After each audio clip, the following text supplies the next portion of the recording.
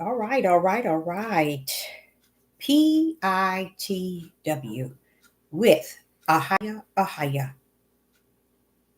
Peace in the wilderness with the I am that I am. Praise the Most High Yah. Today it is time we talk. And we're going to talk as we walk through Isaiah 43. We're going to talk as we walk through Isaiah chapter 43, starting with verse 1. I uploaded a video today and I found it to be food totally for the spirit. It was food that enlightened you on the inside out, not the outside in, but on the inside out. A lot of people really don't have any idea that for it to really manifest itself, it has to come from within. Hello in the live chat. It's good to see you. So when it comes from within, then it's where it needs to be to come out. But it has to start within. Okay. So we are going to take this time to talk, okay, while we walk through Isaiah 43. And wait until you learn something here, because there's something to learn, especially at the end. And I'm going to be honest, I've been saying it, but I didn't know it this way. I found out it today. This is it. This is why. This is why right here. But I had no idea that it was the way that Yah did it in a way that's not, it doesn't look good. Okay. Hello in the live chat. It's good to see you. So we're going to take out this time and talk by walking through 43. And there's some really good information in 43 because it shows you that Israel and Judah was created in a way to be the way that they are. It was created for them to be the way that they are. Now, do we have serpent seeds among Israel and Judah? For sure. For sure. But it's among all nations where you find serpent seeds. Okay? But with Judah, the Judah, that stiff-necked rebellion and disobedient, talk about how this is the way they were created. So when you look, you're going to find out why the heathens see Judah the way that they see him. It's a just reason. It's a just reason. Which I kind of knew that. Why? I'm not a dead prophet. I'm a living one. So I'm living on the earth, seeing my own tribe do the things that they're doing that does not look good. It don't look good in the eyes of Yah, and it don't look good down here on the earth at all. And it's like they don't have no nothing there. Filter of unrighteous, unjust. They just do things. So we're going to start off in Isaiah chapter 43. And we're going to take this time to talk as we walk. So I'm going to ask a lot of questions here. And we're going to start off with verse 1. In Isaiah chapter 43, it says, "But now thou said, Yah." Now, is this something Yah is saying? This is the part of the book that you have to somewhat recognize. Is Yah saying this? Okay. And when we're done, you're going to say, that was Yah. You see what I'm saying? You're going to know it based on how I'm going to break it all down to you. And you're going to say that was definitely him talking. Okay. You see what I'm saying? But he said that the reason why the Holy Spirit had to come, because it has to teach you all things. Okay. Why? Because one thing that man said to Billy Carson, when I heard him on a podcast, and he shut him down, and Billy Carson's supposed to be one of the highest, and they shut him down about everything he said. There's no God. He think it's some dark God way before heaven and earth was created, anarchy and all that old sick mess. But this European shut him down to where he didn't say nothing but, if you said it, okay. And I was like, listening to all the people in the comment talking about he's shutting him down good. And he did. He did it so humble. He got to the core. There was a man you knew that did his study. And he ended up knowing more than Billy Carson because he went further into his study. And he had all his receipts right there. Billy Carson was on his phone. Excuse me. Billy Carson is a black man who claims that there's no such thing as a God. It's no such thing as Yeshua, which is Jesus, or none of that. He said Yeshua either. You know, he got his own things, and he thinking but let's not get into that. Let's get to Isaiah 43. So here in Isaiah, it seems like you're about to hear something from Yah. And it says in verse 1, but now thou said,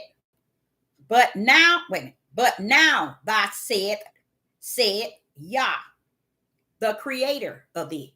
Okay. Now there you go. See two things right there. You see Yah, and you see what? The creator. He's identifying himself as the creator and Yah. And what does he say? O Jacob, he that formed thee. Now, what is he identifying himself now? Anybody know? He said here, O Jacob, and he that formed thee. What is he saying? He that formed thee. He already identified himself as the creator. Now he said, O Jacob, he that formed thee. You see how this is going back to the lesson even earlier. Creator of Jacob. Right. But see, you see the first sentence, he already said he was the creator. He said that. The first verse. But now thou said, Yah, that create thee. So there's a difference in create thee when he says, oh, Jacob, and it's like I create thee, but and create thee, but and he that formed thee. Okay? Yes, he's the one created, but you got to see the two. You got to see what he's doing. He's setting you up. He's setting you up real good right here, y'all. You got to see what he's doing. You got to pay attention to what he's doing. In that one sentence, but now thou said, Yah. He got to be saying it to someone. Okay? That create thee. I created thee. Then you see the comma and it says, oh, Jacob, and he that formed thee. There's two different situations going on here. He said, he that created thee and he that formed thee, as if created is different than form. Okay? But what he's trying to get one to understand, for him to be the I am, you got to see him being all of it.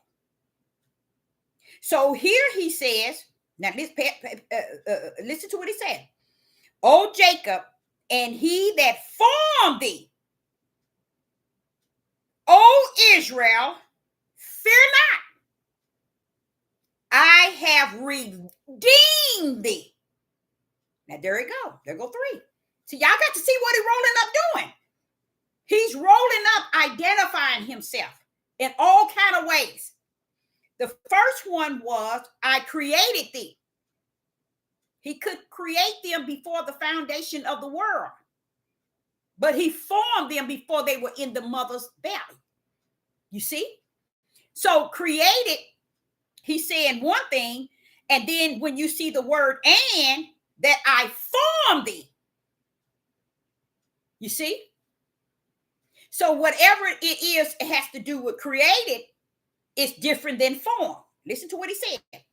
And then he said, O Israel, fear not, for I have redeemed thee. Now he's pulling up the Redeemer, the Creator, the one that formed thee. Now he's pulling up as the Redeemer. Now watch this here. I have called thee by my name. Now he's pulling up as the one that has called Israel and Judah. There go 4. He called them, thee, by my name. I called thee by my name. This is what he look at all the thee. That's why if you look in this one chapter, it's one verse, you'll see created thee, formed thee, redeemed thee, called thee. 4. He's showing up and showing out. Y'all got to see it in the spirit realm. He's just showing you, hey, this is what make me the I am. Because I can do this, and you're missing. Go straight over your head. And this, and you won't see him for really who he is. Because you can't see that here in chapter 1, I created thee, I formed thee, I redeemed thee, I called thee 4 times. And then he turned around and said, thy are mine. This is what he's saying to Israel and Judah. I created thee, I formed thee, I redeemed thee, and I called thee by my name. And thou are mine. He's showing up. And he's showing out. Especially to Sister Deborah. Because it's going back to the message earlier. The I am. I'm the creator. I'm the one that formed me. I'm the one that redeemed me. And I'm the one that called you. Who got something to say to who he is? You see? Now watch this here. Verse 2. In verse 2, let me get this right so I can listen to what verse 2 say. When thou passest through the waters, when thou passest through the waters, I will be with thee. What is that saying? When thou pass through the water, I will be with thee. Now you see, thee, he's telling you, I'm with thee. There go another one. I'm with thee. You see? You got to catch it, y'all, because it's all caught up in the spirit realm. But I'm bringing it forth and I'm breaking it down as low can get. Because right here in verse 2, when thou passest through the waters, I will be with thee. There go that one. And through the river, they shall not overflow thee. There goes what? I'm going to what? Protect thee. I'm going to be with thee, and the river's not going to overflow thee, because what? And the rivers, they shall not overflow thee. Why? Because I'm going to protect thee. So what is he saying here? I'm going to be with thee, and I'm going to be protect thee. Because by right, the river should overflow thee. But he says, what? And though the rivers, and through the rivers, though the rivers, they shall not overflow thee. Why? Because I'm going to stop them from overflowing, float thee, from drowning you. See what I'm saying? He's giving stuff, but even when he speaks, you can't get it. But this got to be his will. Because I'm like, you can't get it. I can't break it down no lower than that. You can't see it no clearer than that. Verse 2, when thou pass through the waters, I will be with thee, and through the rivers, they shall not overflow thee, meaning because I'm going to protect thee. Watch this here. When thou walkest through the fire, though you didn't. Yes, tell him, devil, tell him. What he say? When thou walkest through the fire, thou shalt not be burned. There go another protection. There go another protection. Okay? Neither shall the flames kindle upon thee. There go another one. The flames ain't gonna kindle upon thee. He's sitting here letting you know the waters, it's not going to bother you because I'm going to be with you. The rivers, it's not going to dry or drown you because I'm going to protect you. And when thou walk through the fire, thou shalt not be burned, and neither shall the flames touch you. There go 4. He came 4 in verse 1. He came another 4 in verse 2. Who's going to say that ain't the I am? I am this. 8 times he told you in 2 verses that I am. 8 times. Now watch this. Verse 3. Now he finna bump it into you. For I am. That's his name. That's why no one is not going to be able to know his name or feel him. Because how I broke it down in 1, I broke it down in 2. I saw 4 in 1. I saw 4 in 2. And then I get to verse 3 and it says, for I am. Woo! Tell me he ain't all that. You see? Now watch how he dropped this. Watch how he dropped this one. In verse 3, for I am Ahiah. There go 1. The Holy One of Israel. There go 2. Thy Savior. There go 3. Okay, I gave Egypt for thy ransom, Ethiopia and Sable for thee. I paid the price, the penalty for y'all. 4. There go 4 more up in 3. Wait a minute. Let's do that again. He pulled up in verse 4 and he said, I am Yah, the Holy One of Israel, the Savior. Watch this here. I gave Egypt for thy ransom, Ethiopia and Sable for thee. I paid the price for thee. There go 4. Who gonna tell him he ain't the I am? That's the name, y'all. That's the name. He just gave you 12 in 3 verses. That category, I am this. All those things he done. All because he's the I am. That's what I am really represent. I can be whatever I want because I am that I am. Okay? What got me here, and it kind of bothered me a great deal here in verse 3, where he said he gave Egypt for thy ransom and Ethiopia and Sable for thee. That bothered me a great deal, you guys. That bothered me a great deal, y'all. It really bothered me because I said, Father, these people running around here trying to make Africa them. Ethiopia, Sable is Cush, and Egypt. He's letting you know I paid the ransom for you, to bring you back to me, to get you from among them. I paid it. So who is he? When he paid off you when you were in captive, or you in a situation, the ransom for you.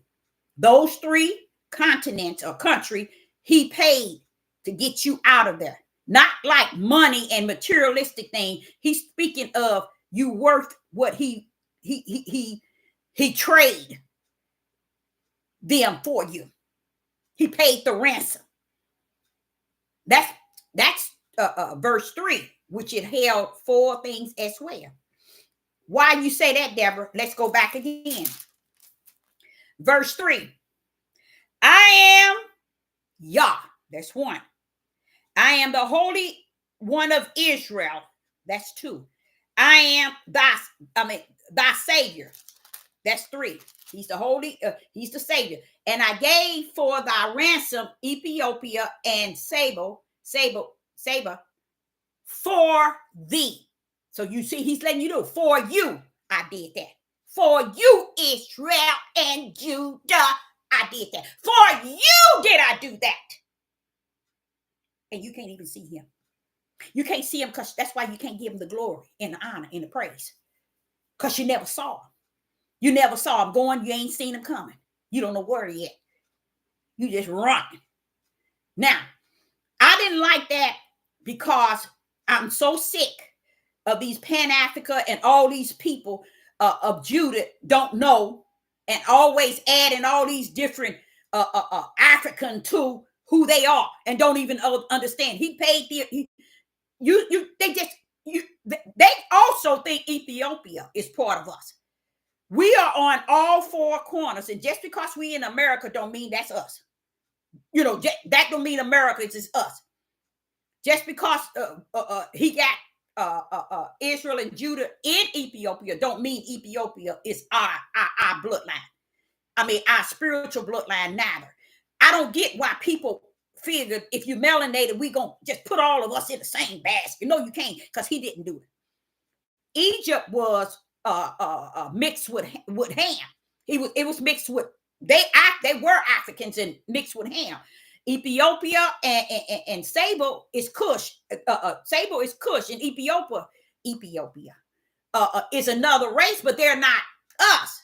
So we're down here on the earth today, running, chasing all these melanated people, saying that's us in Africa, that's us. Sit your tail down and stop clowning so much. You had it wrong, you got it wrong, you're running it wrong, you're talking it wrong, you're preaching it wrong, teaching it wrong, you just don't have it right. Okay? So then I get to verse 4, and it says, since thou was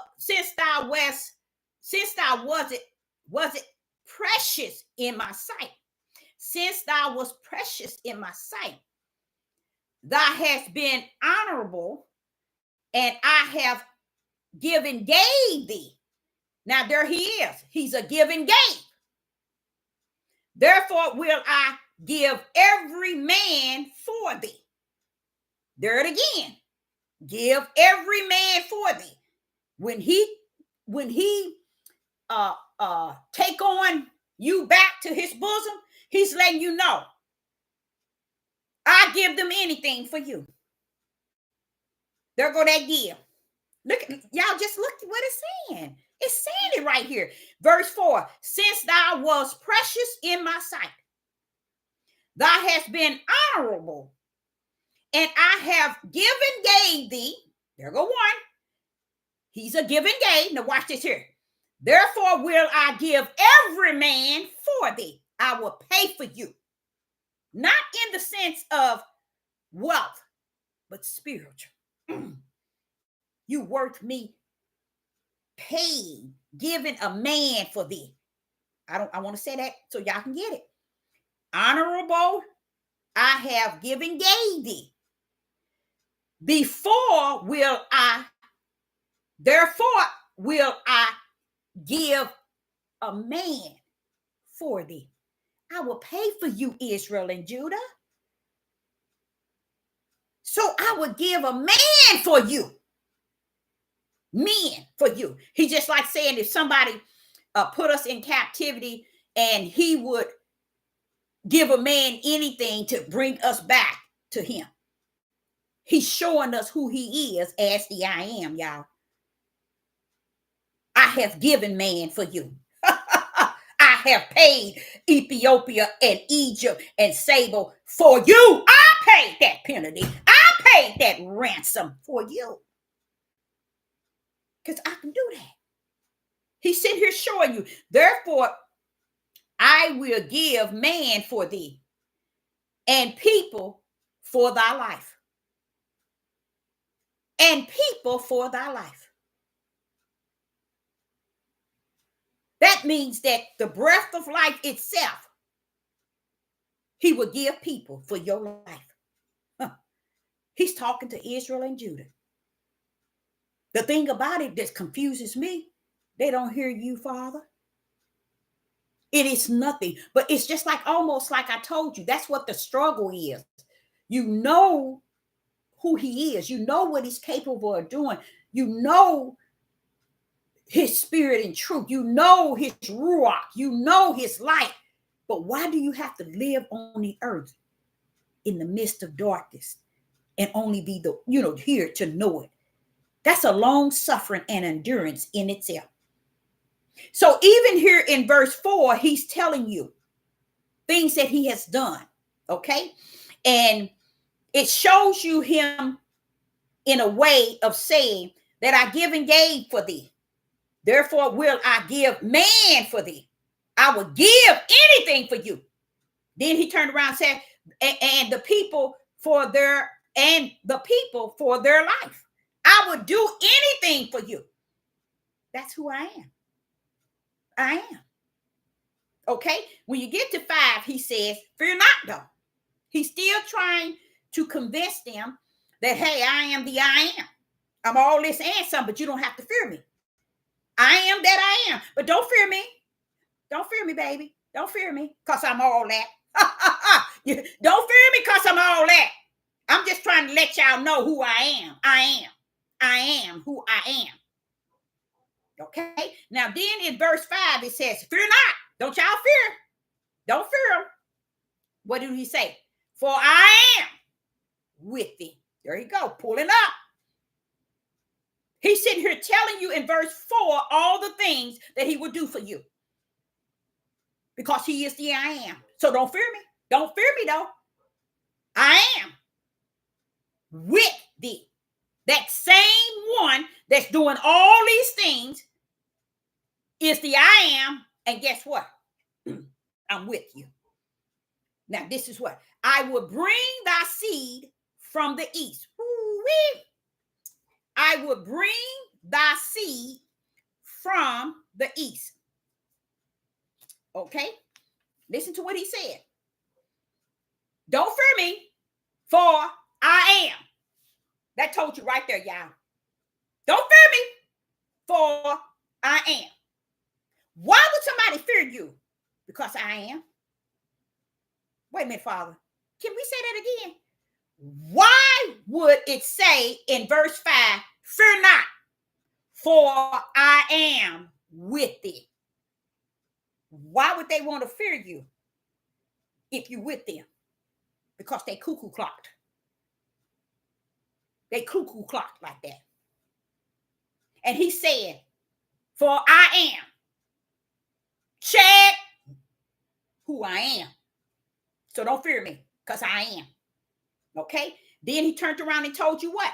I will bring thy seed from the east and gather thee from the west. So what are you going to do? Wait a minute. Hold on, Father. Y'all, what you finna do here? What are you finna do here? Wait a minute. Let me get that right. Let me.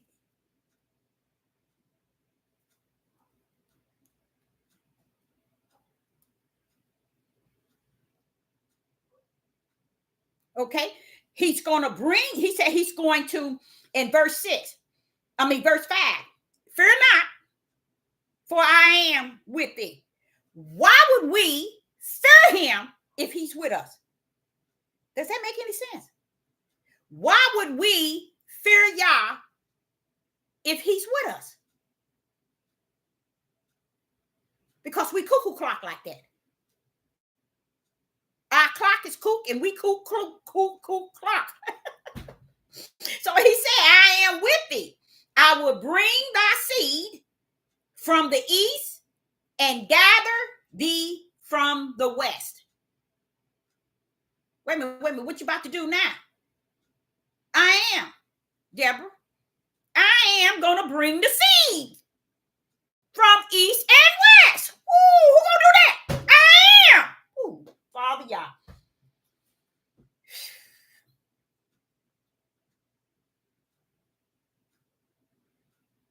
Don't fear me, for I am.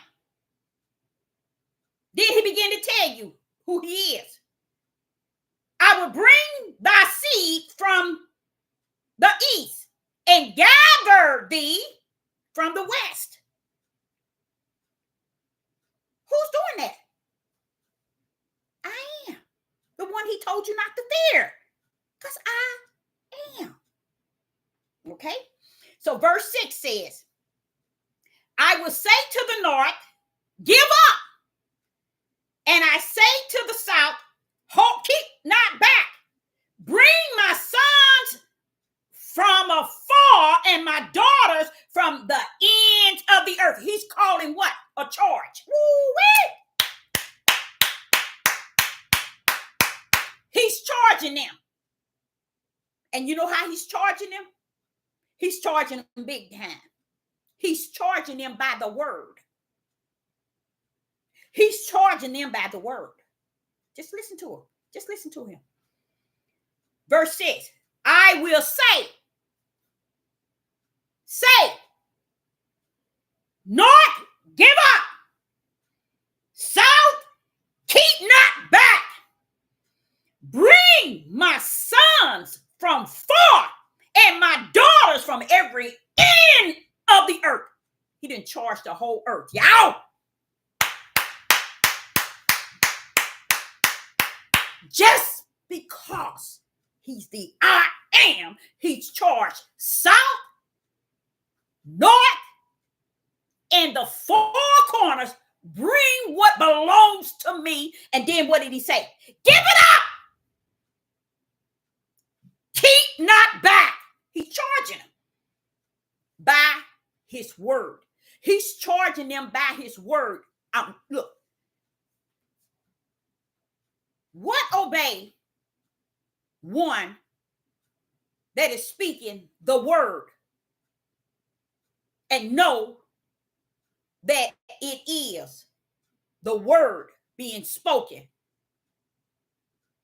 Look at the power in it and how he's charging them.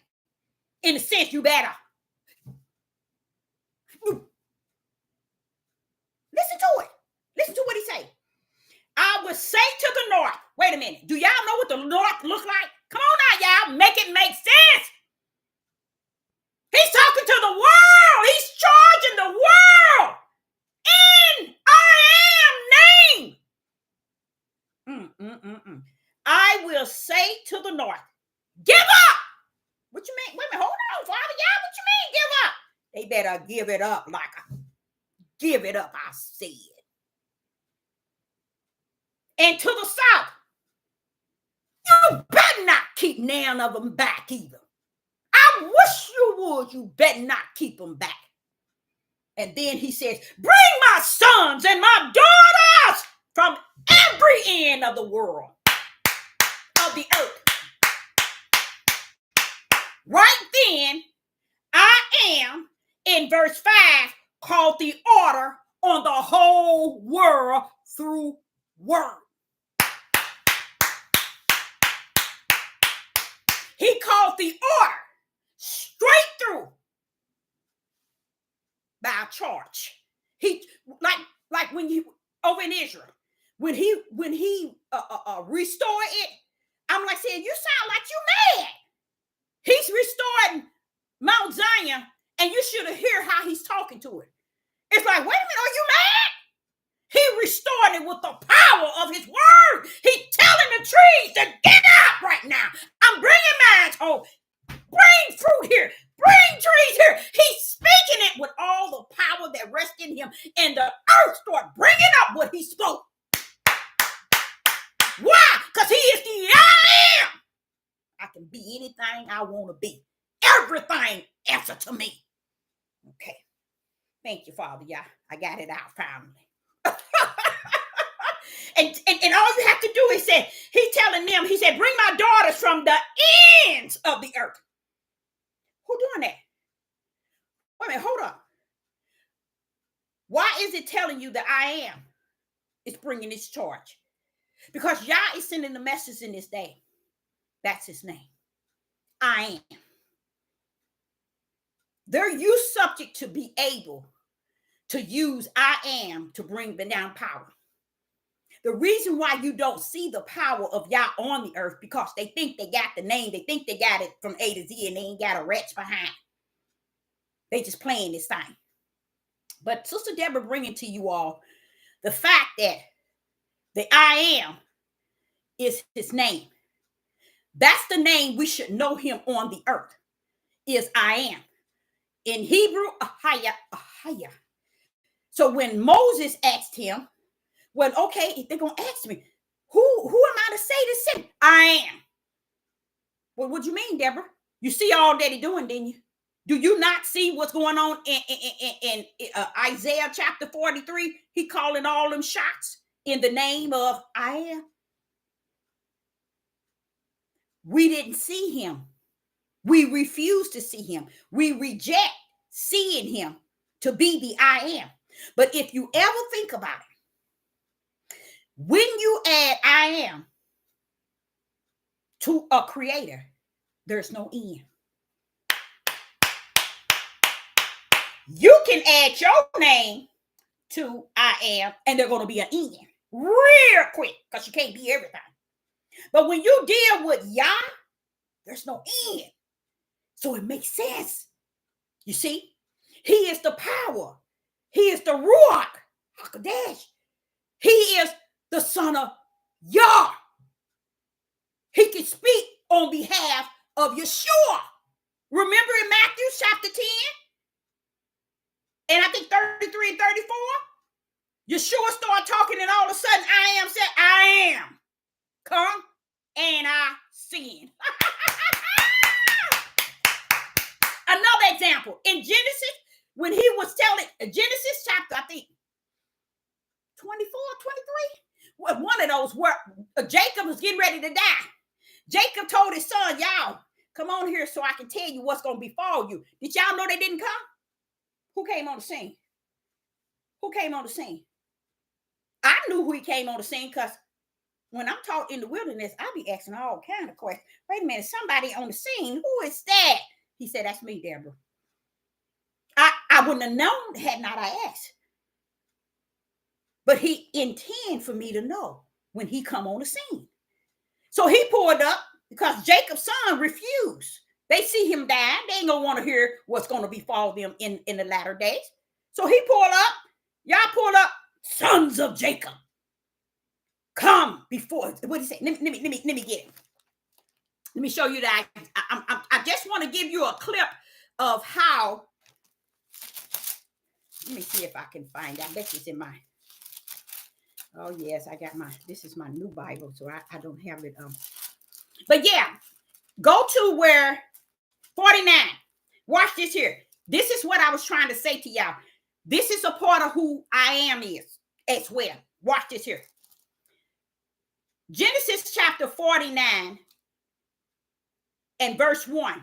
Jacob called unto his sons and said, so we know he touched base with them because he said something. He wasn't talking to his hand or in his room by himself or just looking stupid. He said to his sons, gather yourselves together that I may tell you that which shall befall you in the last days. Okay. Verse 2. Somewhere along the line, they reject Jacob. They didn't come. Why? Yah pulls up. You see what I'm saying? Wait a minute. Father, why you pull it up? Because I am. I can do that. Somebody got something to say? Yes, I pulled up. Who got something to say about it? Okay? That's what makes him the I am. I can do whatever I want, when I want it, how I want it, and the way I want it. Who got something to say? I am the I am, not you. So here he comes. After Jacob couldn't get them together, listen to this. Gather yourself together and hear, ye sons of Jacob, and hearken until Israel, your father. Only one called Jacob Israel is Yah. That's him right there stepping in, charging them. You better get your butt in there right now. That's the only way they went. They didn't have the respect. They didn't want to hear, because all of them was really pretty much rotten. They don't want to hear the bad news. But when y'all stepped on the scene, get your butt in there. Like right now. You sons of Jacob. That's what he said. Hear your father, Israel. See, only one could have did that, but Yah. How did he come? I am. I pull up on they bad tears, Deborah. I sure did. That's how he rolled, y'all. That's how he roll in. Everything, he's not going to put the I am on top of it, under the bottom of it, on every side of it. But when you get to really see that he is the I am, and that's his name that we should have been using, is because it tells you his infinity that matches ongoing I am. You don't cry, you don't praise me, I call the rocks to cry out, because I am. Donkey, I have a donkey to speak, because I am. I can do whatever I want. And that's the problem with us today. We put a yoke around his neck in our sick neck mind. We put him in a little black box and say, you can't get out of here. You got to be this way. Matter of fact, tie your head before you step out of your box. You make sure if you come out, you got to have dreads, and you make sure you have your fringes on. Get somewhere and sit down. Okay, so now let's go back to Isaiah 43 so we can wrap this thing up and land this thing down. Okay, so here he's charging the world. You see how they're going to release us, y'all? They're going to release us by the charge of I am. Woo. Father, they don't get it. They're going to release us by the charge of the word spoken by I am. Listen to what he said, verse 7. Even everyone that is called by my name. He's charging the world. Release them. Those that are called by my name. Even the ones that are called by my name, release them too. For I have created him, for my glory. I have formed him. Yea, I have made him. All three. Create, form, and made. Who? Now you tell me, who can do all three of those outside of y'all? Who can do that? That's why you have to consider I am. Because I am said, I call thee by my name, for I have created him for my glory. I have formed him. There go three. Yea, I have made him. There go four. I am is telling you what I done. And you can't still see my glory. You can't see my power. You can't see my word. You can't see who I am. And I keep trying to tell you, I am. It's doing all this. So that's in 7. He's also going back to charging. Now, this is what I see. He says, even everyone that is called by my name. Now, I have to go back to verse 6. He's telling them, give it up. And you better not keep not one back. Then you jump down to 7. Even the ones that I have, that is called by my name. You see the charge? The charge is really heavy there, y'all. What y'all is saying right here is very heavy to the world.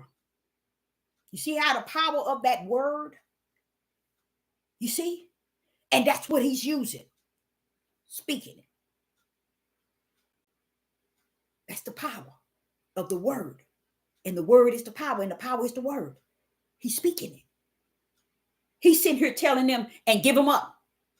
And he's telling the word, and you better not keep them back. Then he turned around in 7 and said, even the ones that is called by my name, give them up. You better not hold them back. Then he turned around and said, for I have created him for my glory. They for my glory. And then he turned around and said, and I formed him. And he turned around and said, yes, I have made them. Well, wait a minute, Father. Don't all those sound kind of the same? No, Deborah, they ain't. I'm the I am. I can do anything I want and how I want. How about that? How about that? You see, that's what he wants you to see. I can say it. I can do it. I can make it. I can create it. I can speak it. Because I am. All that and some.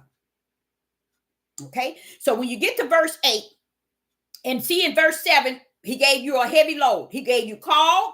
He gave you created. He gave you formed. And he gave you made, all in the name of I am. He's just showing you how we missed all these thousands of years, the word I am being represented as everything Yah is. And we can't miss it once we know that he is the I am, because he just told us, I'm all of it. And it's a feeling down in you where you can grip that. And if you get in any situation, you in a car accident, or you having an accident, and you see the accident finna take place. That's when that right hand will pull up, back that thing up. See, that's why I tell y'all, you got to know him like that, not run your mouth like you know him. You got to know him down in you. The way I'm expressing the way I'm expressing this is because I know him. I can talk about him like that. Because I know him. I'm not talking to y'all just because I'm just reading and just saying. I know him to be this. I went up the mountaintop and I going around in circle. And when we got almost not to the top, almost to the top, the car went over the cliff, went all the way down the mountain and landed on a solid rock. Don't tell me who I am is. He can be whatever he wants. Right then, he was my savior. He was my deliverer. He was my keeper. He was my comforter. He was my protector. Look at all that he is. He's the I am. It don't take away from who he is, because he's also the I am, the Father, the I am, the Holy One, that I am the Word, that I am the power, I am the authority, I am the creator. See, that's what he keeps saying here in 43. He's giving you a sniff of, I'm all of it, child. Come on now. And this is why we don't have no respect for him.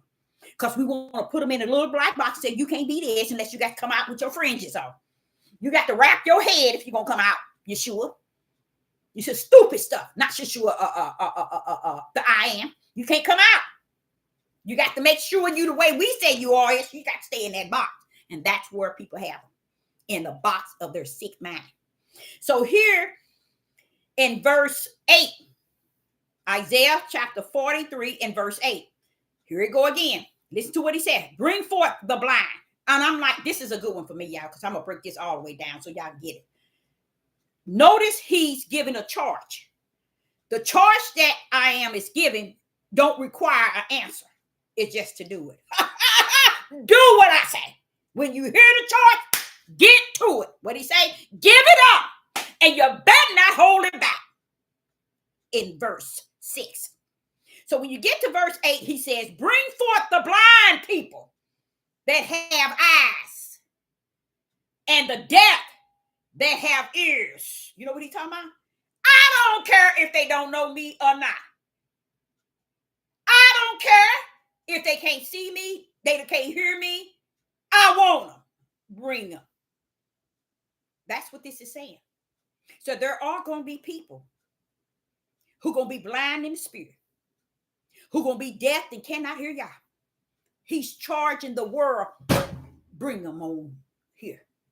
On all the four corners, bring my sons and daughter here to me right now. That's what he's saying, y'all, whether y'all know it or not. He's actually charging the world. Release what belonged to me right now. The spoken word. He's the word. I am is the word. He spoke it, and they are already obeying what he said. This is how it's going to rumble, y'all. It ain't gonna be no fighting and, oh no, we gonna hold on to them. Oh no, we don't send them. Or oh, don't give this one up. Or these people never believed in him and they didn't have an ear to hear, or they didn't have eyes to see. No, they blind. No, he says what? Come on, bring it to them, Deborah. Tell them, Deborah.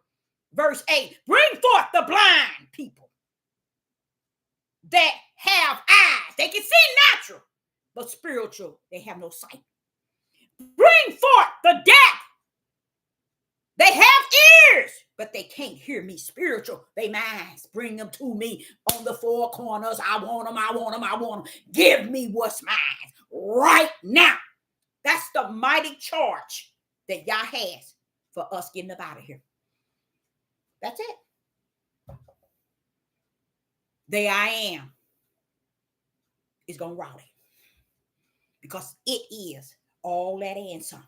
And it's going to call it all out. Just like in here in Isaiah 43, that's exactly how he's going to call it all out. Speak it.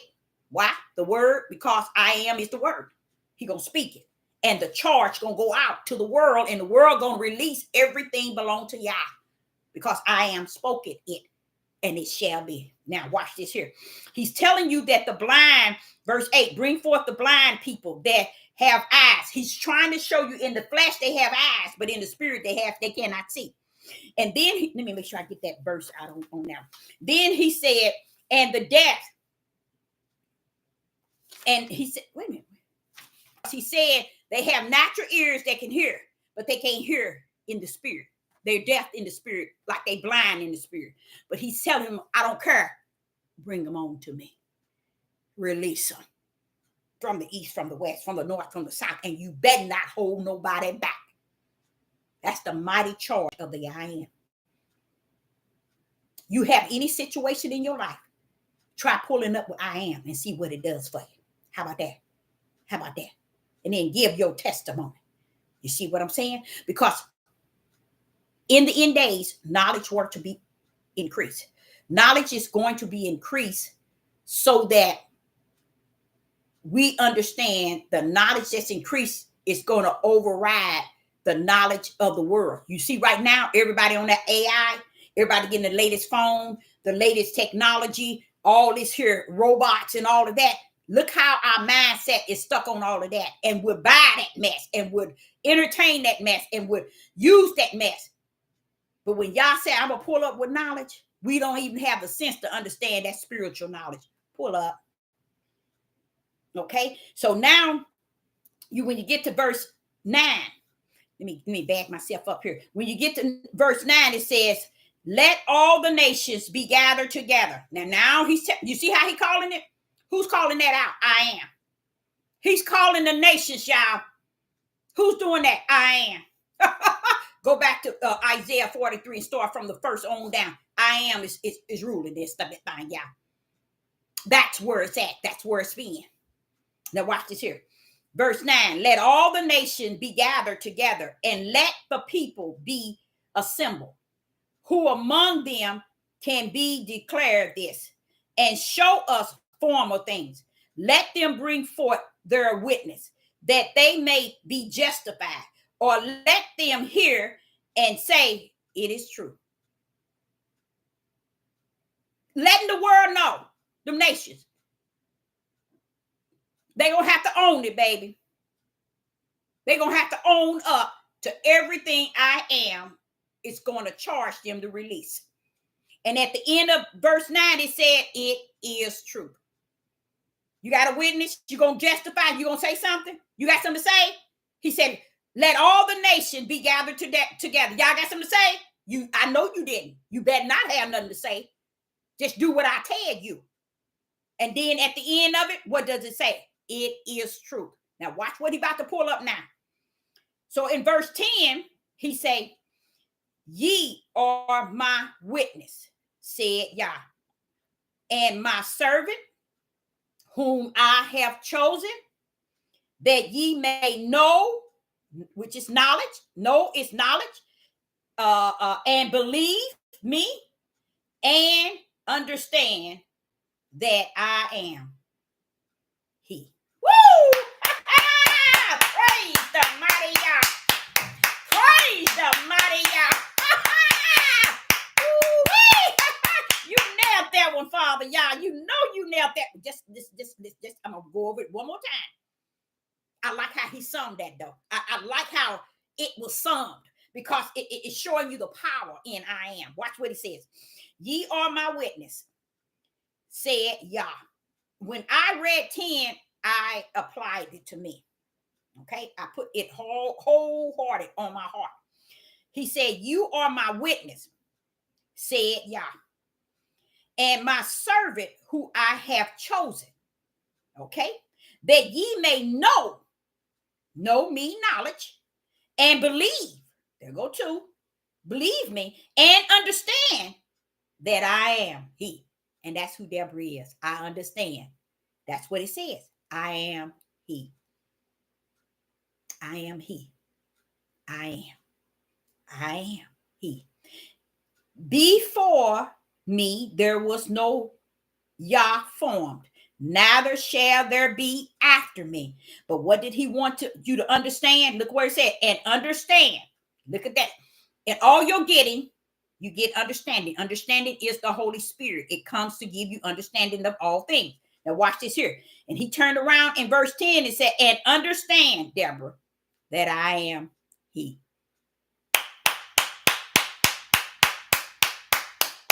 That's beautiful. That's beautiful. And he says here that I am he. Before me there was no Yah formed, neither shall there be after me. He's identifying himself to be Yah himself as I am. I am me. I can be whatever I want to, when I want to, how I want it, the way I want it, the way I feel it, the way I want to do it. Can't nobody tell me who I am. I can be it all. And he is. That's how, now, honestly, I'm going to be honest with y'all. That's how I see him. As a little girl coming up, that's how I see him right there. I see him to be all that. Now, I might not, as a little girl, knew that he was the I am, but I see him. My whole mind frame, even young teenager, a young adult, as I was coming up, I saw him to be all that type of stuff.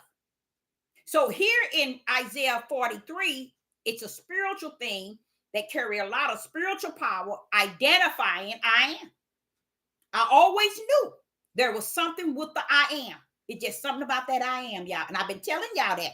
I just couldn't pinpoint it, because the reason why I never got on it and never spoke about it, I am an individual who trusts in Yah being my teacher. So if I am worried about that, or if I'm concerned about what is that all about, what is this I am? This I am feel like it's some type of authority, some type of power. Why I am? What is all that? I've been doing that for years, but guess what? Look how he took out time to reveal to me the I am and break that down. Is it for everybody? No, it ain't. Because he just told you in verse 10, you are my witness, okay?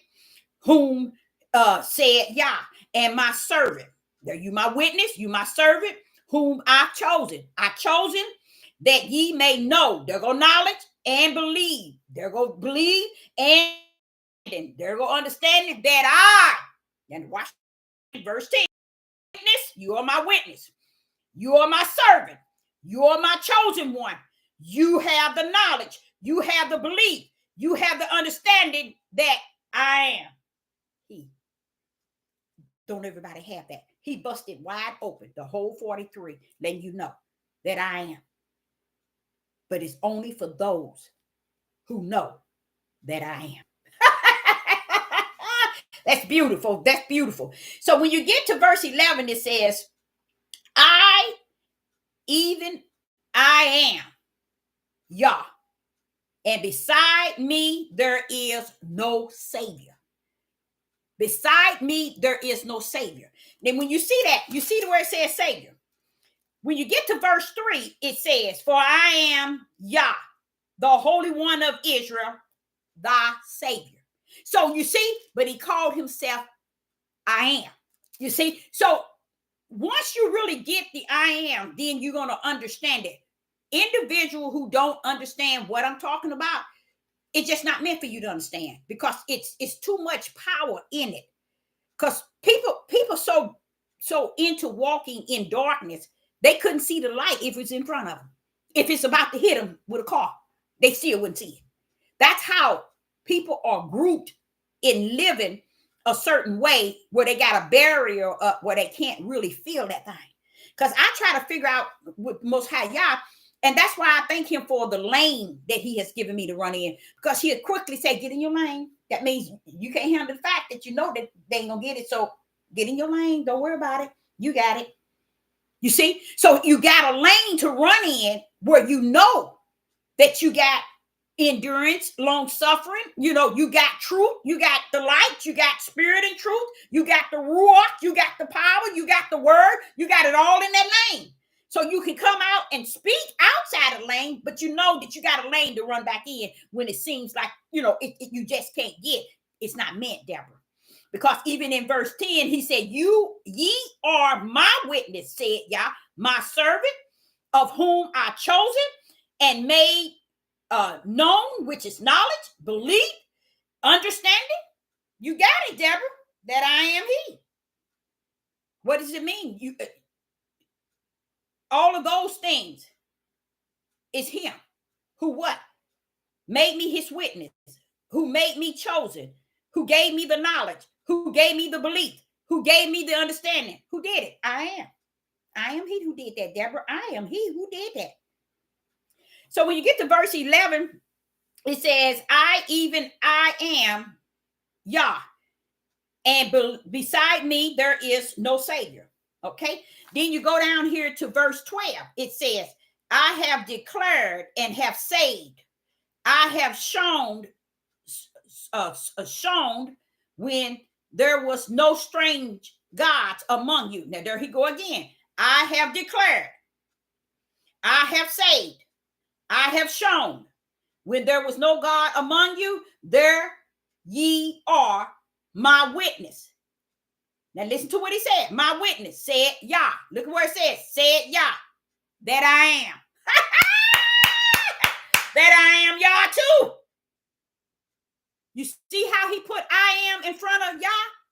All the way in verse chapter 43 of Isaiah, he's giving you the whole lowdown that I am.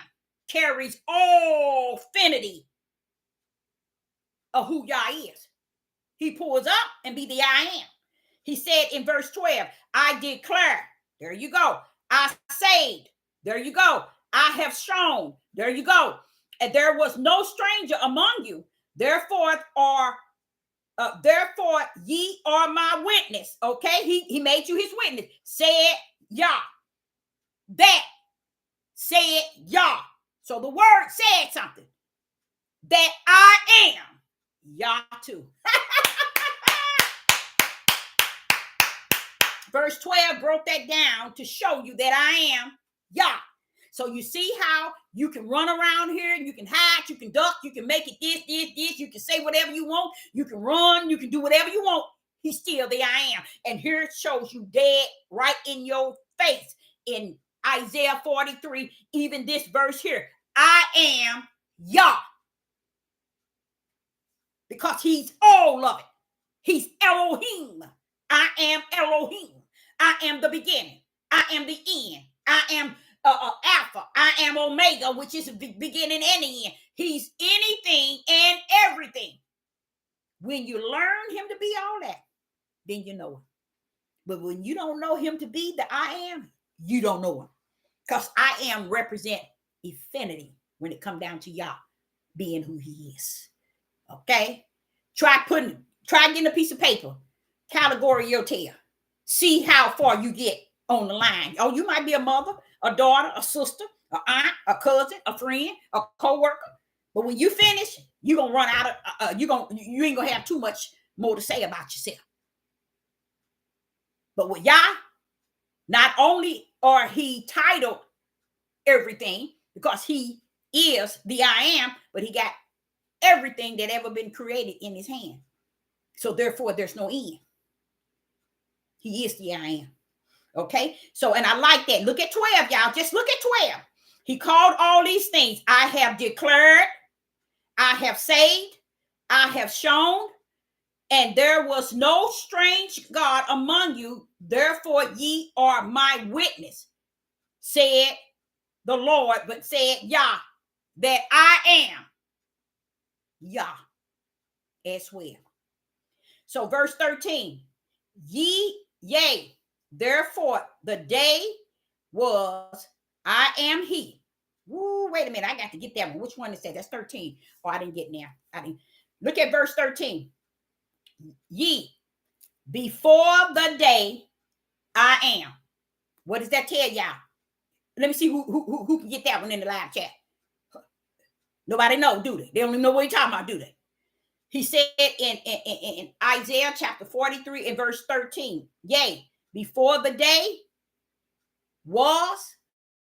Yeah. You see how he, now where is he going? Where is he going now? Where y'all taking you? To the kingdom. You see, I am is taking you to the kingdom. See how deep that is? He's now taking you to the kingdom. Okay? He's sitting here telling you that ye, before the day was, I am he. I am he. I am he before there was a day. That means before anything was created, y'all. I am he. You see? And then he said, and there is none that can deliver out of my hand. So what is he talking about now? He's talking about his power. Can't nothing come out of my hand. I am. You can't pull nothing out this hand. He's telling you his hand is the power. Now, what else? I will work, and who shall let it? He's talking just like I'm talking. You ain't got nothing to say. Who got something to say against who he is? That's all he's talking about. Listen to what he say. He say, and he says here, he say, let me go back. Verse 13. Yea, before the day was, I am he. Never were they taught this in the church, y'all. Never in the synagogue, in the temple, not even in Torah, not anywhere did they teach you the I am. But he always exists from Genesis to Revelation. He is the I am. So here he said, I am he, and there is none that can deliver you out of my hand. So what is he telling you? Nobody can take you out, can't deliver you from my power. So he all the way up in the kingdom now. And then he said, I will work, and who? That's exactly how I'm talking to y'all. Y'all don't get it, and I know you don't, but that's exactly how I'm talking to you. Who shall let it? In the sense, who y'all think y'all are? Y'all ain't nobody. Who? Because what he's saying in my spirit, no matter who get it and who don't, it ain't gonna change that I am. Woo, I hear you, Father. I hear you, Father. It ain't gonna move not a lick. I'm still gonna be I am when I'm on this live tonight. I'm gonna be the I am when I'm off. You come back tomorrow, I'm still gonna be the I am. How you like them now? Okay. So when you get to 14, it says, "Thus said Yah, you redeem." And there it go again. Thus said Yah. Now the word is being spoken. Thus said Yah, your Redeemer. There go Redeemer. Your Holy One of Israel. For your sake have I sent Babylon and have brought down all their noble and Chaldeans, whose Christ is in the ship. Verse 15. There he go again. He finna pull it up again. I am Yah, the Holy One, the Creator. Now, don't y'all know that the Most High already is the Holy One? Don't y'all know that already? All of y'all already know that the Most High Yah is the Creator, right? All of y'all know that he is the King of Israel, okay? The capital King. So if you know that, why do you need to know I am the? He's trying to send y'all a message today That's that knowledge that was going to increase in these end days. He's trying to get you to see that I am plays the role in infinity.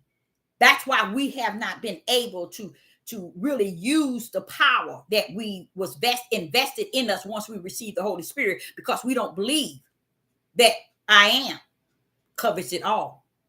See, we wants to come half-cocked, and I call it coming through the front door.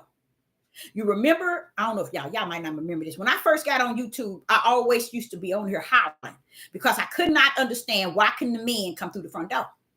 They come every way except the front door. The front door is the same door that Peter was given the keys to enter in. I couldn't, it bothered me because I knew as a young person I had the keys to go in, but why ain't these men going in? I would love to see them go in. That was my goal. And every time months passed by and I didn't see them go open up the door, I would be on there, open the door, you got the keys, open it. And the father said, Deborah, they don't have the keys. And I was like, all that trash they talking, and you mean they don't have no keys? He said, no.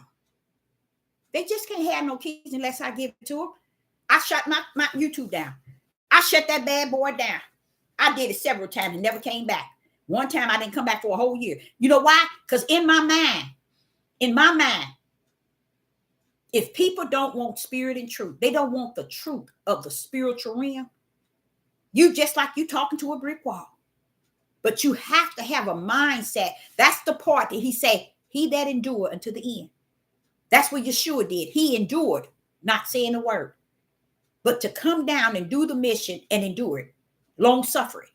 When those that are called to bring stuff like this out, they are also individuals who come down to long suffer and endure to the end, even if they have to sit in it by themselves. That's a part of the will of the Father. So here in verse 14, it says, Thou said, Yah. Now here go Yah saying something. It says, Your Redeemer, your Holy One of Israel, for your sake I sent Babylon and have brought down all their noble and Chaldeans whose cry is in the ship. Meaning it ain't gonna be worth the dime. Cry on. Okay. And then what he do? He went right back to 15, identify. I am Yah.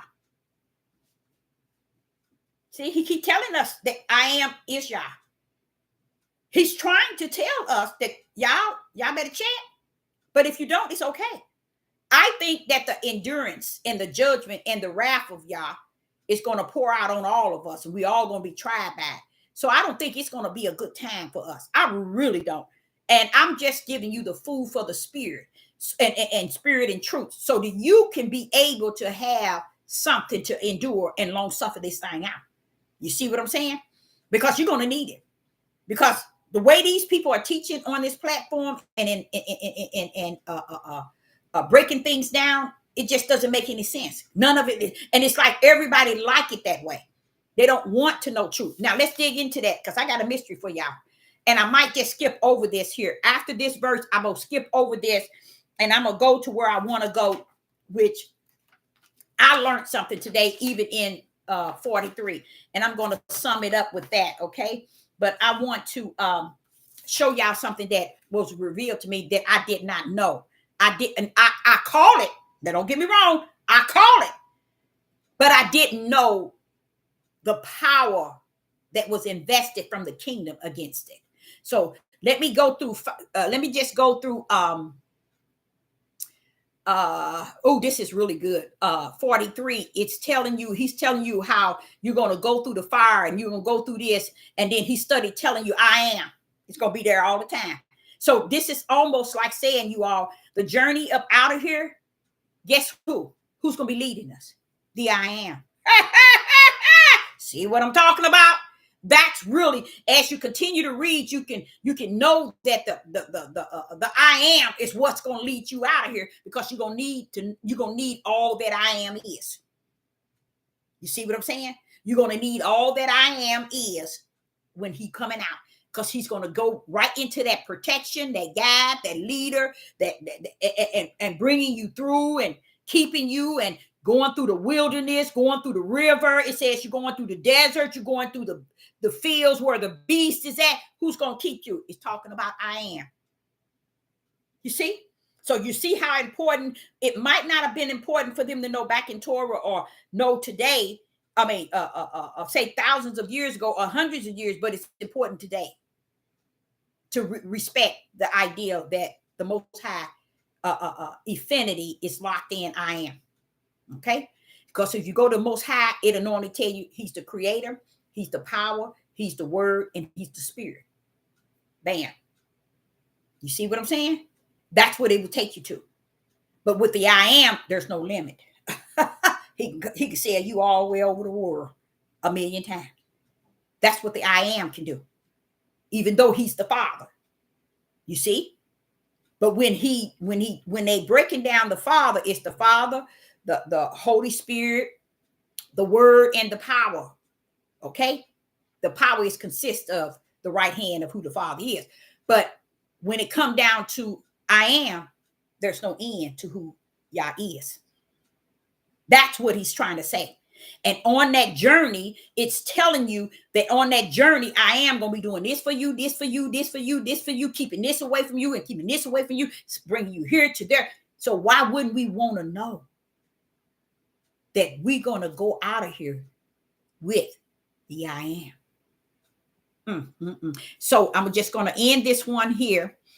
Verse 15, I am the Lord, which is I am Elohim. I am Yah. I am the Father. You see what I'm saying? This is what I am. He's just letting you know you're a holy one. You're a holy one. Then it turned around and said what? The creator of Israel, your king. He's the creator of Israel, your king. And verse 16, thou said Yah, which maketh a way in the sea and a path in the mighty waters. You see what I'm saying? Yah is saying it, but he's telling you it based on 15. I am. See, that's it's real deep. It's not deep. Let me not lie like that, because it's not deep. It's just as simple as I'm breaking it down. But I just want to end this message with the last verse. And the question is to you all. Verse Isaiah 43 and verse 27 and 28. And I want you all to sum that up. Isaiah 43 and verse 27 and 28. And it says, thy first father have sinned, and thy teachers have transgressed against me. Verse 8, therefore I have profaned the princes of the sanctuary, and have given Jacob to the curse, and Israel to the reproach. Anybody in the live chat, break that bad boy down. How you like me now? Let's see where you can go with that. Where you can go with that. Blew my mind. Now, it didn't blow my mind like blow my mind, because like I told you, he's been dealing with me since I was 4. And when I sit and try to explain to y'all, I'm a prophetess to Judah. Can I step into Israel? Yes. But I'm a prophet in the midst of Judah. Like my daughter say, Mama, you talk about us, don't you? I say, I sure do. You my kids. I can do that. So when it come down for my spiritual mission, I can talk about Judah, y'all. Because that's what I'm mission from the kingdom, to be in the midst of. You think he going to put me down in the midst of Judah and not know a rest behind about Judah? Come on now. Yah is so righteous. He is so just. He is so upright. Okay. Let's see. Did anyone get it?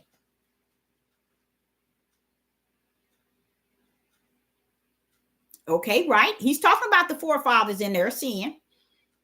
You know how they always tell you back in Torah they didn't do that? I'm finna cut y'all all up in pieces. You know how they always talk about, oh, back in the days, Torah this and Torah that. Torah your tail somewhere and sit down.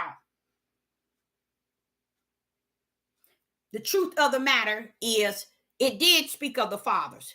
And it says, thy first father have sinned, and they transgressed thy teachers, and thy teachers have transgressed against me.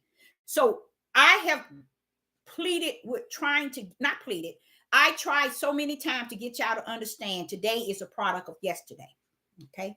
So when you look at yesterday, if you look at today and call today bad, or it's going to get bad, or it's worse, you're kind of lost with a cause and without, because today is just a product of yesterday. That's what Solomon was saying. There's nothing new under the sun. So which one are you going to deal with? You're going to say yesterday was better than today? How? Well, yesterday is the product of what we see today. And because of yesterday is why you see today. The reason why you got your butt in captivity is because what they did back in the day. So how you going to make yesterday better than today when the yesterday got you where you at today? Make it make sense. You can't, because it don't. They can lie to you 24/24 and it still ain't gonna make no sense. Okay. The next question, next, the flesh of the father profaned his name, so we were given over to the enemy and are cursed. Okay. The forefathers. Okay. Our ancestors and fathers of the flesh of Israel have sinned to the Most High Yah. Therefore, you are cursed. Okay. Now I'm going to open it up, y'all. As you see verse 27, that tells you kind of the truth of the matter about the lies of yesterday. You know how everybody tell you Torah this, Torah that, Torah this, Torah that. We need to go back to Torah. You need to go somewhere and sit your tails down. You don't know nothing about no Torah. Torah your tail somewhere and sit down. The Father had told me that yesterday is a product. Today is a product of yesterday. Had not yesterday messed it up, then today wouldn't be what it is. But because before the foundation of the world, it was all orchestrated, and he knows the order in which it was orchestrated. Yesterday is a product. Today is a product of yesterday. Today is a product of yesterday, not yesterday, the product of today. It wouldn't make sense. But heavens has orchestrated it according to the way it was, to the way it is. That's why it's what he's going to do.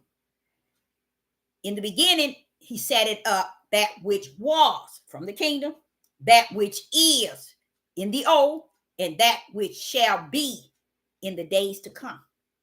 You see, we're still catching the sin of the forefathers because we're still under the curse of what they did yesterday. So when you hear people talking about all that, Abraham, Isaac, and Jacob, they were the seeds of the Most High Yah, but they also did wrong. Yah didn't put all their wrong in here because he knows there's no one perfect. I don't know why people, and then these people would get on here and they'll do all this here wrong things, and then turn around, go after each other and go up against each other, but they still holding on to polygamy. They'll say this pastor was wrong and he was this and he's this, he's evil, he's wicked, and we was under him for all these years, but yet you still practicing the polygamy he was practicing. You see, they don't want to they don't want to come out of unjust. They don't want to come out of unright. They all up in the sins of yesterday, calling it better today. Calling it worse today when you're sitting taking the sin of yesterday, Solomon and Gomorrah, and you're playing it with it today. But yet you're going to tell me today is worse than yesterday, and it wouldn't be worse than yesterday had not yesterday been what it was to make today what it is. And have seen it, known it, orchestrated it in that order. Now, this is what hurt me. It's sitting here telling us the forefathers. First, the forefathers. Okay. Then it tell you who? The teachers. So they was teaching the same crap they teaching today. And that's why people can't get delivered like they need to or have some spirit and truth. That's why. Now watch this here. Verse 28. Nobody got it. Verse 28 says, therefore I profane the princess of the sanctuary and have given Jacob to a curse and Israel to a reproach. What did I tell y'all? When I told y'all that Judah is the worst. What he did y'all know that Israel is not cursed? Did y'all know that? I didn't. I thought we was a whole was cursed. That's a lie from the pit of hell. I'm thinking, okay, you sent me down to Judah, but Israel is the brothers, and we all that's a lie, y'all. All that's a lie. Let's go. Pull up the word. Someone pull up the word curse in Hebrew. And someone pull up the word reapproaches in Hebrew. Tell me what you get. Someone pull up cursed. And someone pull up reapproach. What you're looking at in verse 28, they're done totally different. Judah was cursed. Israel was to reapproach. Pull them up. Totally different. I want to hear what you say about curse. I want someone to pull up curse in Hebrew and pull up reapproach in Hebrew so we can get to really know what Yah did to Israel and what he did to Jacob. But when you see the word and, it shows you that it says, and have given, he has given Jacob to the curse. Ooh-wee. And Israel to the reapproach. So Israel, let me explain this to y'all. How many times have we talked and I told you I didn't understand why Israel ain't reacting like Judah? Wait a minute. I've given Jacob to the curse and Israel to the reapproach. Now Jacob is Judah, okay? And he's given Israel to the reapproach, okay? What's the difference in the two?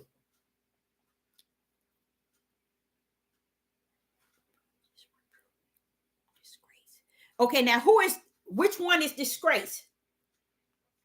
And I'm gonna show y'all something. And disgrace. And wait a minute. I want you to be honest.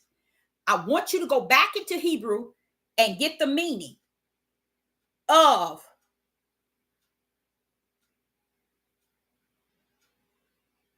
curse. Because reapproach means disgrace, scorn. No. Reapproach means disgrace, shame. So who was it that's disgrace? Look at it. Look what it's saying. So, okay, we got reapproach. Very good. That's what reapproach is. He had disgrace, but it's shame, disgrace, and excursion, something like this. I don't even know that word. But tell me, who is disgrace? Who is shame? Which one? Was it Judah and Israel? Or was it not Judah, Jacob and Israel? Or was one given to the curse and Israel given to the reapproach?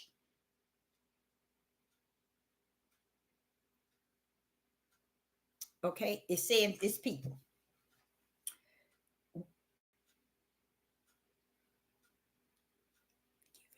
What does it mean when it says, and have given Jacob to the curse?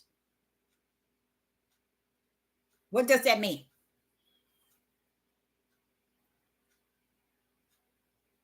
Has given Jacob to the curse and Israel to the reapproach. Let me see over on this side.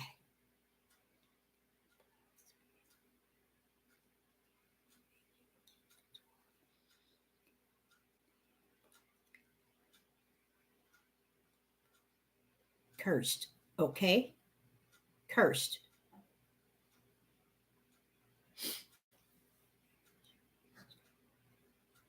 Okay. So you're saying Israel is Jacob.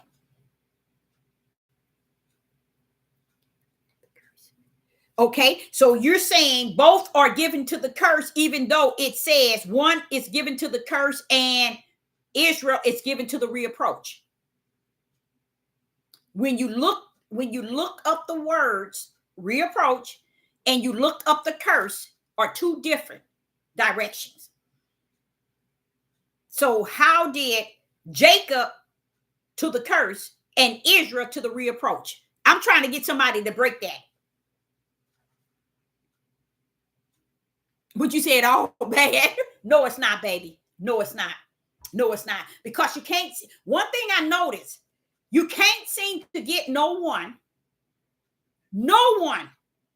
to pull up the definition of curse in Hebrew. It'll pan it out. It'll make it make sense.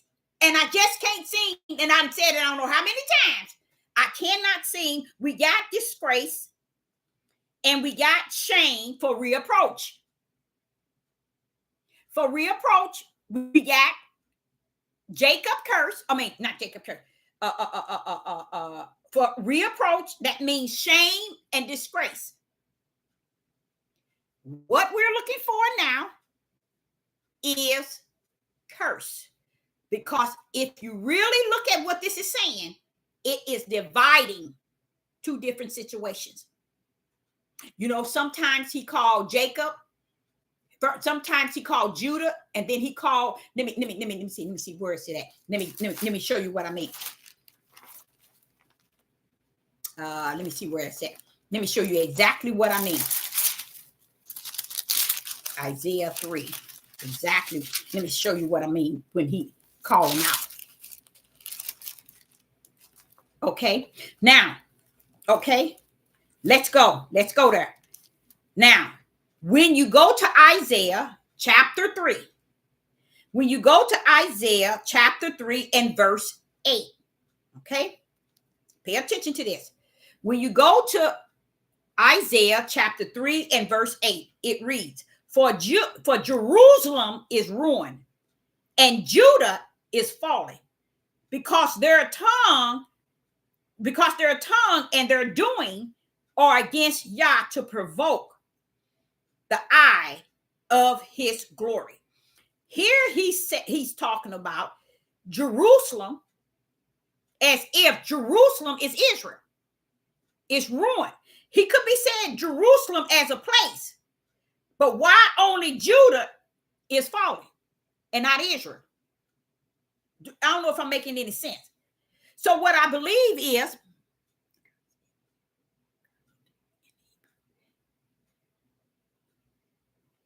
okay, let me look this up here. So when he's in Isaiah 3 and verse 8, he's calling out for Jerusalem is ruined.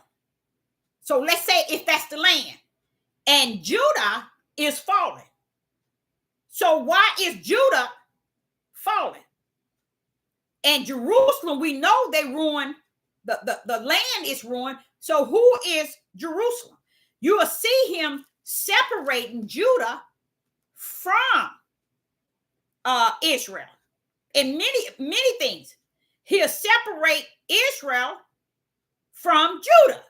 So what I'm saying is, even here in Isaiah 3 and verse 8, for something is ruined. Is it the land that's ruined and Judah has fallen? Judah wasn't the only one in the land. Israel was too. Or is he talking about, he's calling Israel Jerusalem and Judah is fallen? Because Judah is the only one that went in to, I think, this captivity, y'all. I really do. I used to hear everybody say it, but I think they did. And I think, let me pull this up right quick. Let me see if I can pull it up.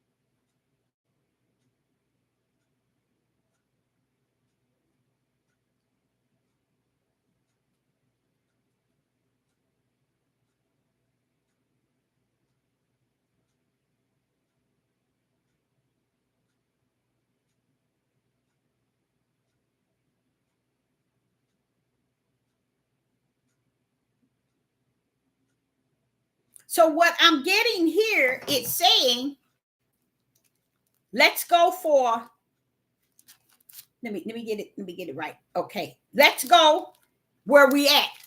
Here in Isaiah chapter 3 and verse 8, it says, for Jerusalem is ruined and Judah is fallen. So what is it saying? Is it the land ruined and Judah is the only one falling? Where's Israel? See, that's why I'm trying to say, I believe that we've been, let me see. Invoking divine harm. So that's what, okay. It says also execration, to be evil and scorn and detestable. Execration, to be evil and scorn, detestable.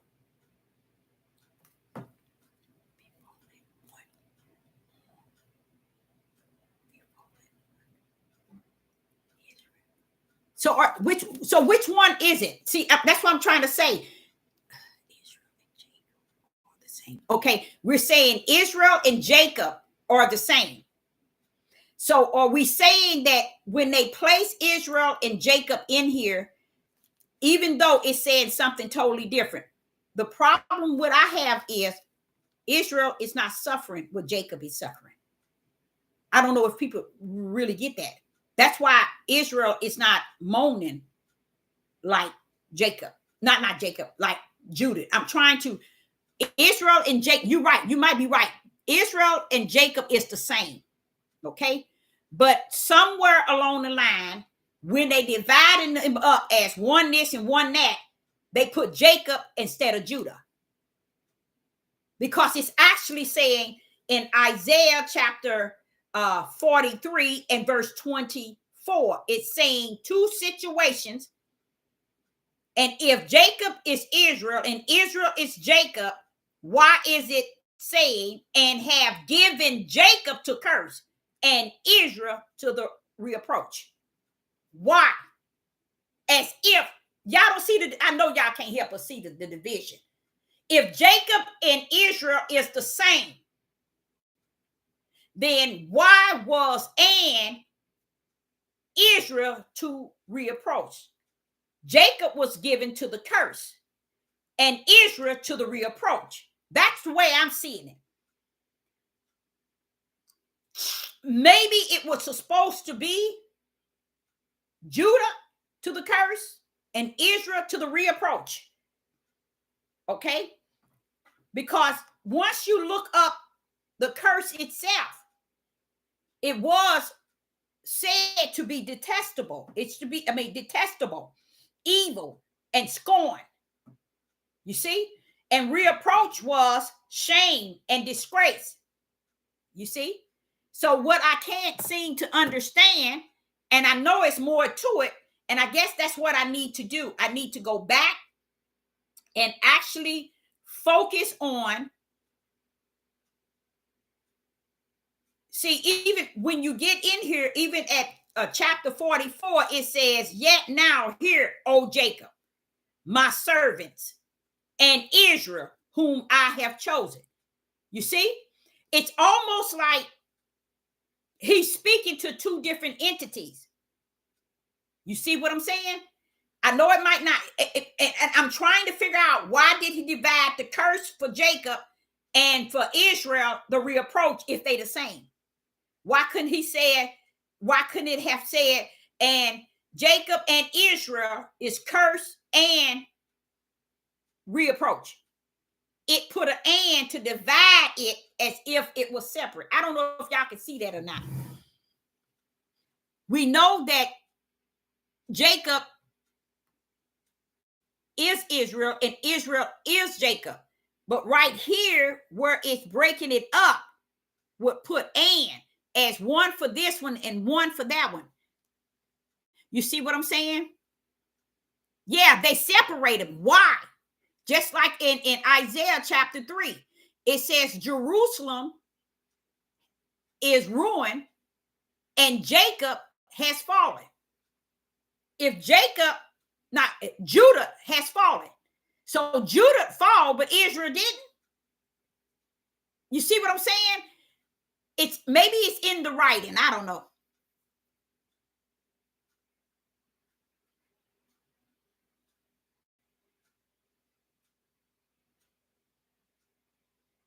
Yes, the word curse is made American made name. That's why we reached back to Hebrew. When you go back to Hebrew, the word curse exists. It's called it's considered. Oh wow, I think you probably got 16, maybe not, maybe more. It's identified as cursed in Hebrew. See, what we did is we came outside of the word itself in the world, and we brought it into the language in which we speak it. We spoke back then. And when you bring it back into it, you take it back into the Hebrew. And we want to know how is it defined. And what it defined as, when you go back in Hebrew, it's still showing you the word curse, curse, curse, curse. You see what I'm saying? So therefore, that was a word that really matched in America. It matches. It might have a different definition in America, but in Hebrew, it says that it is exertion, which means cursed, cursing, and all of that. It says the same thing in Hebrew.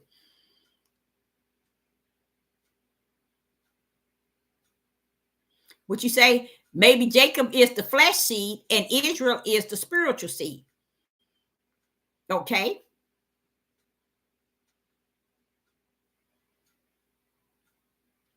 No, it's not. It's not spiritual. Hebrew is not spiritual either. We're trying to find out as far as the meaning of curse, and it is a word in Hebrew that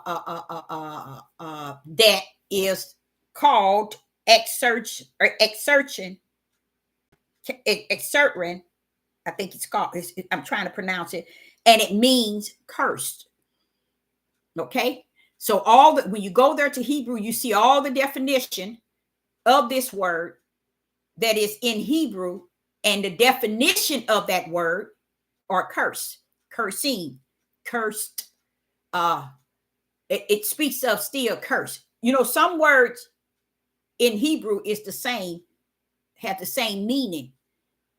Not all of them, but just some of them. And curse is one. So the curse is not a spiritual term, but yet it is, because it's something that Yah put on before the foundation of the world. It exists to be placed upon a people. But we don't know the name that he used to call it curse, or to call it what it is. All I know, it hurts. Being here, it ain't no play.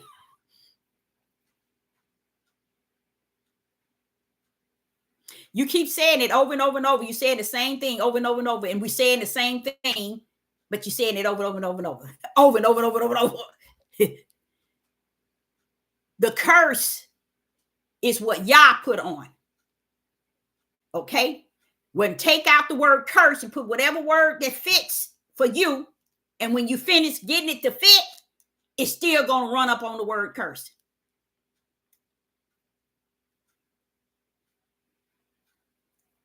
Being what you say.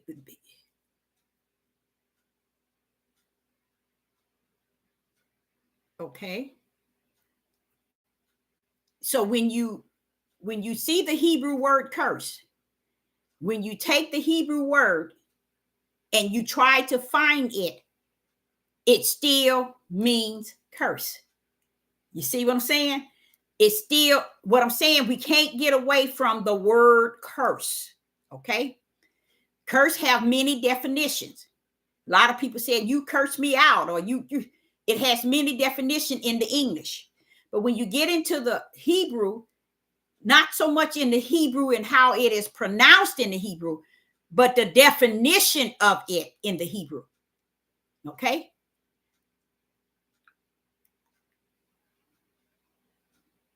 And we know that you're not going to find the word curse in the kingdom.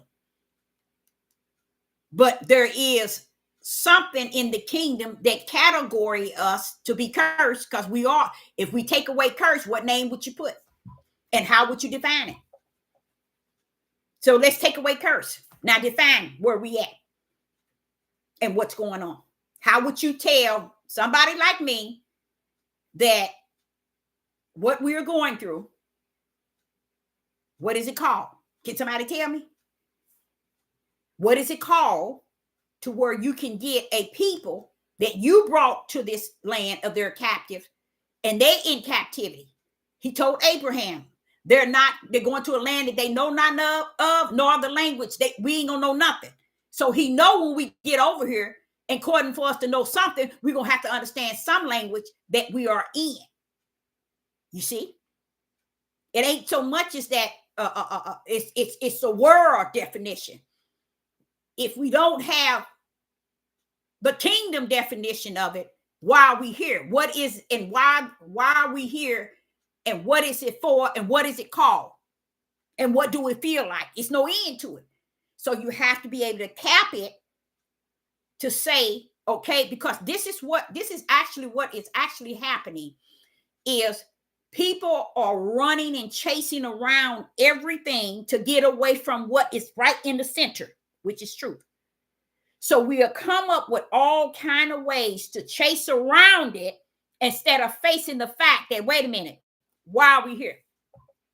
So what will we call it? Somebody said captivity. Okay. Somebody said judgment. Okay. Somebody said destroyed. Okay.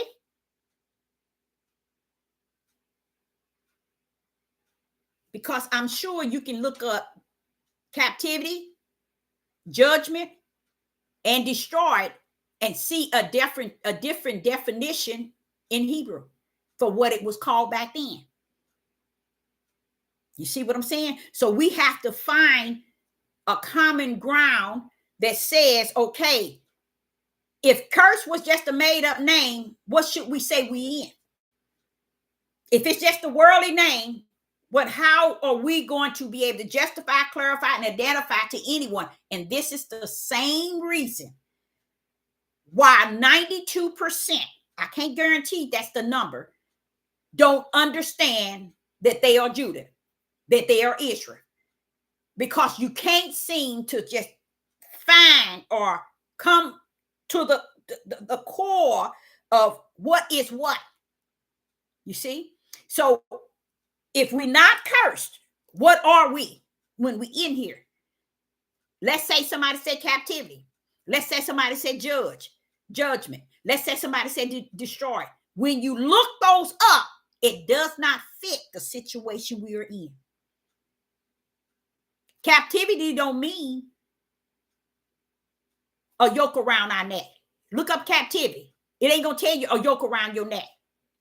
It ain't gonna tell you setting you on fire or hanging you, or those don't define where we at. And see, that's why I was saying this kind of it's the long suffering and endurance, because you know what's there.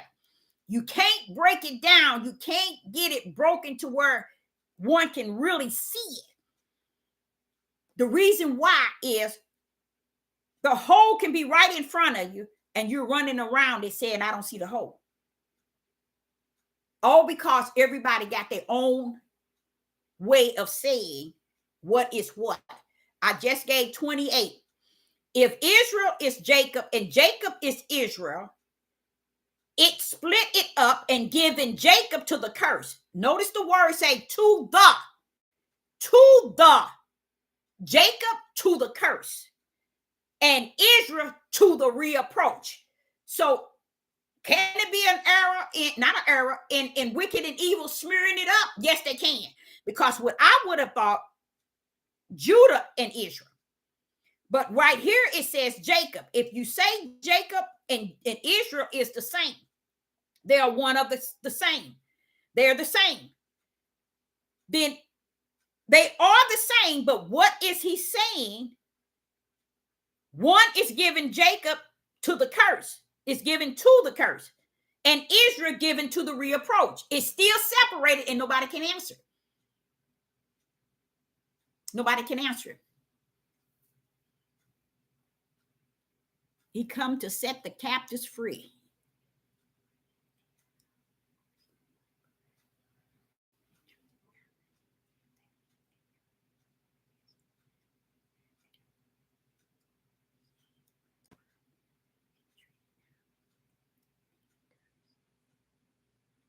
And you see how it says, you say, look at how we are seen by the world and treated now. If that ain't a curse, what is? If that ain't a curse, what is? So how, let's route that. Look at how back in the old we treated Yah. Okay? Look at how the world, not the world, we looked at Yah. We treated Yah. You see what I'm saying?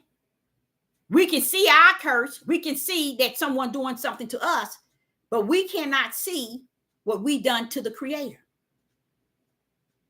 It's so clear to me why 92% of Israel and Judah have no idea that they Israel and Judah, because we chase around the circle instead of looking in the circle to see what really is within. Is it something in there that we need to be looking at and seeing and dissecting? We can say we in captivity. Look up the word captivity and tell me it matches the situation we as Judah is in America. Look up judgment and see if it match the definition of what we are experiencing. Look up captivity and see if it match the definition of what we are experiencing. Look up destroy and see if it's going to match what we are experiencing. Okay? And you ain't going to have no match. It's chasing around the circle instead of looking and saying, wait a minute, it's a hole for real. I wonder what's in this hole. The problem is in this hole. But Judah, this is the reason why Judah is a stiff neck, or rebellion and disobedient. Because they'll chase around any and everything and find everybody else the error. And oh no, they ain't this and it ain't that. It ain't this and it ain't that. But when it all said and done, you're still going to be lost with the cause and without. Because the reality is too many people then lost their life. Too many things then happened to Judah in this country to say we just here just to be here because we in captivity. Oh no, it's deeper than captivity. The kingdom ordered something deeper than captivity. The kingdom orders something deeper than judgment. He said judgment's coming after. Then he said he's going to deal with the house of judgment and a wrath. So that's coming after. So why somebody can't define where we at today? Because when you finish defining it, it's still going to be like unto a curse. When we finish chasing everything around, trying to define it to make it look good. It ain't going to look good, y'all.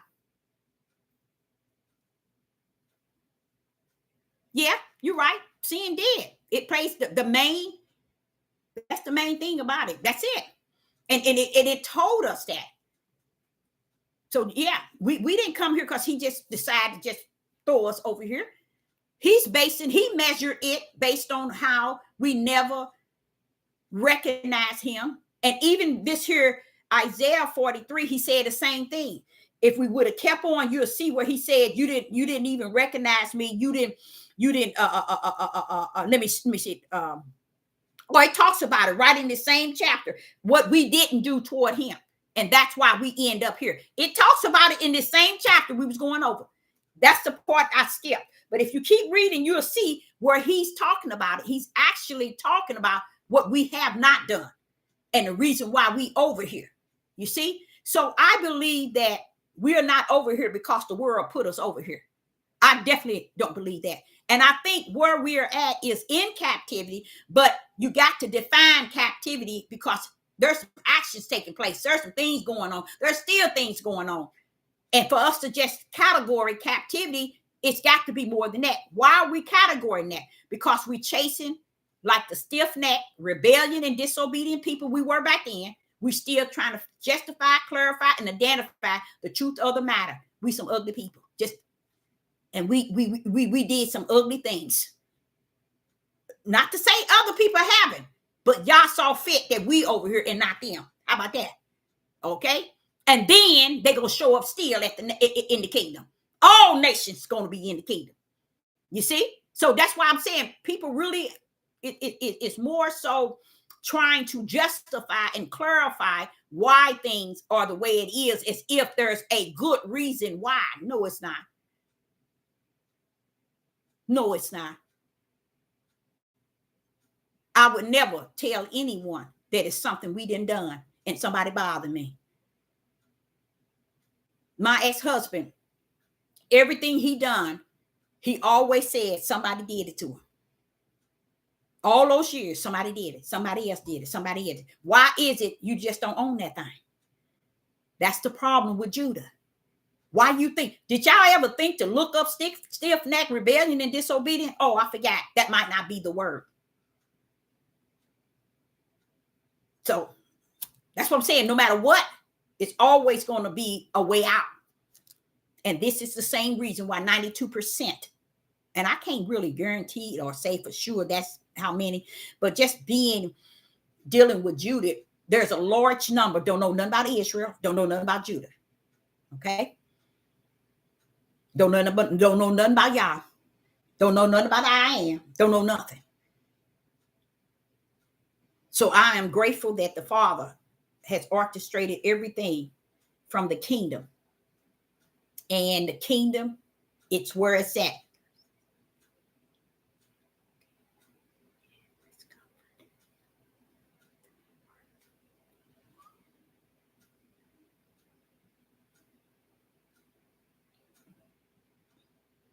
Oppressed. Someone says oppressed, the definition of burden, by abuse of the power and authority.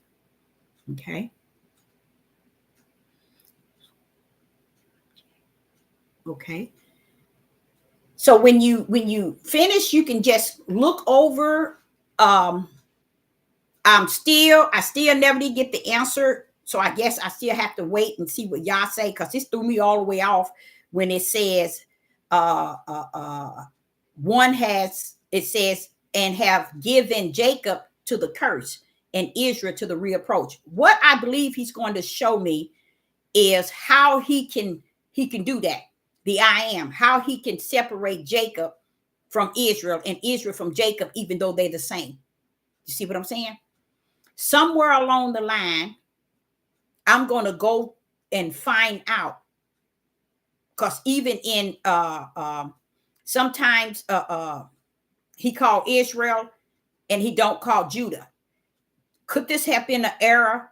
But I believe, and I truly believe, that Israel is not in the curse, not in the curse, but not say in the curse, that Israel is not in the type of captivity that Judah is in. That's my mission for Judah. And I know for a fact, Judah and Israel is not in the same state of mind, in the same state of living. No. That's why Israelites running out, collecting everybody, saying, oh, they are people, they are people, they are people. This is a mindset, a confused mindset.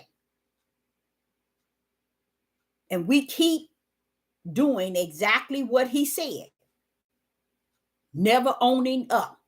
Because if your neck is stiff, and I know somebody will say, when oh, he didn't say that, and rebellion and this, oh, we wasn't like that. And then you go back and you read your study guide and your instruction, and then the Ruach showing you all the things that these people done, but yet here we stand today as if we done nothing.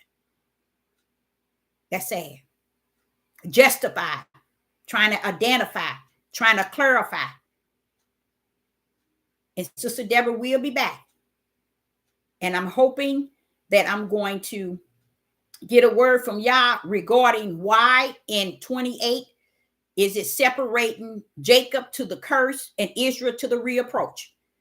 And then I'm going to get not just the Hebrew, but the second and third Hebrew definition of curse and of reapproach. They always got different Hebrew words that can give you a better definition. And I'm going to try to find out, is this an error? Or is this here actually speaking of Israel and Judah is Jacob, not Israel. Jacob and Israel is one. Why was it split to say to the curse and Israel to the reapproach? That's confusing. So I, Sister Deborah, say I appreciate each and every last one of you all in the live chat. And we will be back. We will be back. So I say shalom and shalom.